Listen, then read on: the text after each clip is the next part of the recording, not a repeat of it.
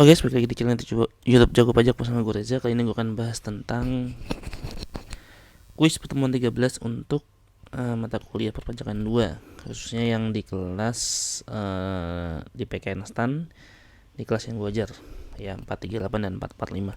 Oke, kita mulai dari soal nomor 1. Jika peredaran bruto pada tahun 2020 adalah 24 miliar dan penghasilan kena pajak adalah 600 juta, maka PPh terutang pada tahun 2020 adalah, nah perlu teman-teman ingat bahwa tahun 2020 itu tarifnya adalah 20%, 22% ya. Nah, di sini berarti, nah ini kan pakai 31E ya guys, peredaran brutonya 24 miliar, berarti cara ngitungnya gimana? Nah, berarti kita cari yang dapat fasilitas itu kan berarti 4,8 miliar per 24 miliar dikali 600 juta. Ini 0,2, 120 juta. Nah, ini dikalikan dengan, nah ini kan 22%, berarti 11% ya, 50% ya. Berarti 13.200.000. Kemudian yang non fasilitas, nah ini berarti sisanya ya 600 dikurangi 120, berarti 480. 480 juta dikali 22%. Berapa nih? 480 dikali 0,22, 105,6 juta, sehingga totalnya adalah 118,8 juta. Oke, berarti jawabannya A. Di bawah ini beberapa jenis penghasilan dari PT ABC tahun 2019. Peredaran bruto 55 miliar, penghasilan neto fiskal dalam negeri 6 miliar. Royalti dari PT BAC Co Ltd USA 500 juta, dipotong PPh di Amerika 40%, tidak ada kompensasi kerugian. Nah, ini gimana guys caranya? Cara mudah guys. Jadi kita cari dulu. Ini kan berarti kalau penghasilan neto total ya adalah 6 miliar, 6,5 miliar gitu ya. Dan gak ada kompensasi, berarti ini sama dengan penghasilan kena pajak. Nah, langsung dikali tarif aja. Tarifnya adalah 25% ya, kali 25%. Dapatlah PPh terutangnya 1.625 gini, 1.625 juta. Kemudian kita cek berapa PPh 24 yang bisa dikreditkan. Caranya gimana? Caranya adalah 500 juta ini ya, royaltinya 500 juta dibagi penghasilan kena pajak gitu ya, dikali PPh terutang. Jawabannya adalah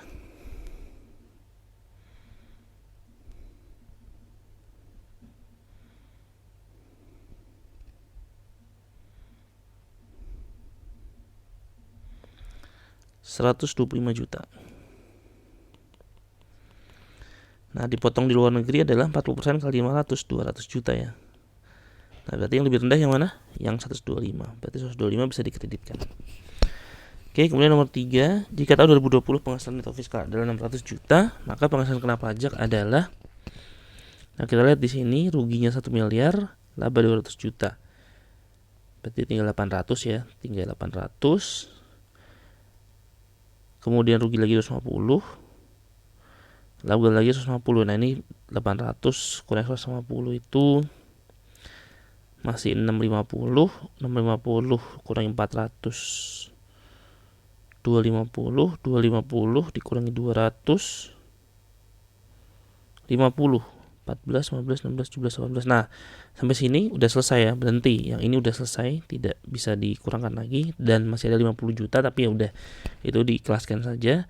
Nah, untuk 2019 laba 100 juta ini tidak menggunakan rugi 2013 lagi, tapi menggunakan rugi yang 2015. Nah, berarti rugi 2015 karena di sini udah dikurangi 100, berarti dia tinggal 150 juta kan, yang bisa dikompensasi di tahun 2020. Nah, penghasilan itu fiskal tahun adalah 600 juta.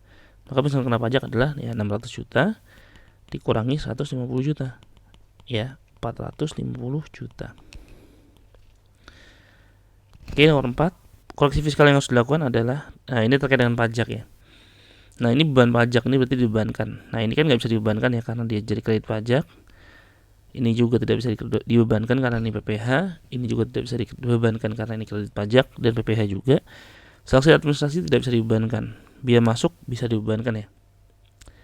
Nah maka koreksi fiskal yang harus dilakukan adalah 50, 40, 90, 100, 115 juta. Berarti koreksi positif 115 juta. PT BCD membayar beban sewa tanah dan bangunan tahun 2019 sebesar 500 juta. Atas biaya sewa tersebut, nah ini beban sewa tanah dan bangunan bukannya final ya guys, karena ini beban bukan penghasilan. Ya, dan dia bisa dibiayakan. Jadi apa? Oh iya, jadi tidak dikoreksi fiskal. Ya karena dia bisa dibiayakan. PT KLM melakukan revaluasi aset tetap menurut akuntansi dengan nilai surplus revaluasi senilai 400 juta. Berdasarkan hal tersebut maka surplus revaluasi ini ya karena revaluasi aset tetap dia akan masuk ke ekuitas guys. Nah ketika dia masuk ke ekuitas dia menjadi dia tidak ada di laba rugi. Padahal kan kalau pajak itu kan base-nya adalah laporan laba rugi, bukan laporan ekuitas, bukan laporan perubahan ekuitas. Nah sekarang, nah kalau kita lihat di sini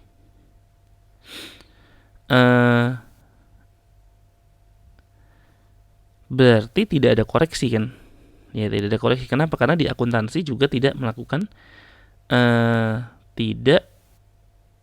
di akuntansi tidak ada di laporan laba rugi dan pajak juga tidak melakukan revaluasi karena di sini tidak ada keterangan apakah PT KLN melakukan revaluasi atau tidak secara pajak. Dan kalau misalnya pun ada revaluasi dia juga tidak dimasukkan ke penghasilan neto fiskal karena itu adalah penghasilan bersifat final.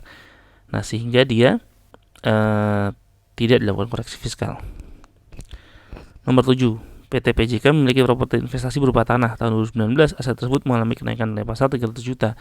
Nah kalau properti investasi ya sesuai dengan PSAK 13 disebutkan bahwa dia kalau misalnya naik atau turun dia itu masuknya ke laporan laba rugi kenaikan atau penurunannya itu. Nah sehingga ketika dia naik 300 juta maka dia menjadi laba ya, menjadi masuk di laba rugi kan, ada profit di situ, ada profit ya. Nah ada kenaikan kan masuknya ke laba. Nah lalu secara pajak gimana? Nah secara pajak properti investasi itu guys, dia itu dicatatnya itu sama kayak aset tetap, nggak ada perbedaan antara aset tetap dengan properti investasi kalau di pajak. Nah sehingga kalau misalnya dia masuk aset tetap, dia base nya adalah cost ya, dikurangi dengan depreciation, dikurangi dengan akumulasi depresiasi gitu kan. Nah oleh karena itu, karena dia tidak mengakui adanya nilai wajar gitu kan, maka kenaikan nilai wajar 300 juta yang ini menjadi profit masuk ke laba rugi itu dia tidak menjadi penghasilan bagi si PT PJK ya di secara pajak. Berarti dia apa? Berarti dikoreksi fiskal negatif ya guys, karena secara akuntansi dia penghasilan, secara pajak dia bukan penghasilan, maka koreksi fiskal negatif 300 juta. PT FAB memiliki investasi saham di Bursa Efek Indonesia yang diklasifikasikan ke dalam FVTPL atau trading securities. FVTPL itu berarti fair value through profit or loss, atau trading securities kalau naik atau turunnya itu masuk ke laporan laba rugi sebanyak 150 juta 0,01% dari keseluruhan saham. Selama tahun 2019 transaksi terkait dengan investasi adalah ada kenaikan harga pasar saham ke nilai 200 juta ya. Oh ini bukan kenilai ya, harusnya senilai. Oh atau gini nih, bener deh, kenilai deh, kenilai 200 juta ya, ke harga 200 juta maksudnya. Nanti ini akan diganti ya di soal kuisnya. 200 juta berarti ini kan naiknya 50 juta ya, naiknya 50 juta. Nah berarti merupakan dividen 5 juta. Nah kalau dividen karena ini 0,01% artinya dia masih di bawah 25%. Nah dia masuk sebagai penghasilan nih. Berarti ini tidak dikoreksi karena akuntansi penghasilan, pajak juga penghasilan. Nah sebenarnya yang 200 nih, yang 200 pajak tidak mengakui kenaikan harga pasar ini. Berarti dia harusnya dikoreksi negatif. Berapa? 50 juta. Jadi salah semua ya jawabannya. Kemudian nomor 9, dalam laporan laba rugi wajib pajak terdapat akun beban sewa bangunan senilai 240 juta. Diketahui beban ini berkaitan dengan pembayaran sewa bangunan senilai 240 juta tanggal 1 Mei 2019 untuk jangka waktu 2 tahun. Berdasarkan hal tersebut, koreksi fiskal yang harus dilakukan adalah, nah, ini 2 tahun, 1 Mei, 2 tahun ya. Berarti sebulannya itu kan 10 juta. Ya, karena 240 bagi 24. Nah, ini untuk 2 tahun. Sedangkan 1 Mei ini berarti tahun 2019. Oh, berarti pada tahun 2019 harusnya. Pada tahun 2019 yang harus dilakukan adalah, nah berarti ini kan cuma 8 bulan ya, Mei, Juni, Juli, Agustus, September, Oktober, November, Desember, 8 bulan. 8 per 24 dikali 240 juta. Jadi 80 juta ini adalah beban yang bisa dibebankan. Nah, berarti koreksinya berapa? Ya 240 dikurangi 80, yaitu 160 juta. Koreksi apa? Koreksi positif. Oke, kemudian pada tahun 2022 PT HJK memiliki komponen laba rugi sebagai berikut: peredaran bruto 60 miliar, melaksanakan kena pajak 10 miliar. Maka PPh utang tahun 2022 adalah, nah ini tarifnya 20% ya guys. Sehingga 20% dikali 10 miliar. Hasilnya adalah 2 miliar. Oke, kira-kira itu aja yang bisa gue sampaikan di video kali ini. Semoga bermanfaat. Jangan lupa like, subscribe, dan komen channel YouTube gue. Dan apabila kalian merasa video ini bermanfaat, bisa di-share di seluruh sosial media yang kalian miliki. Jangan lupa belajar terus. Bye-bye.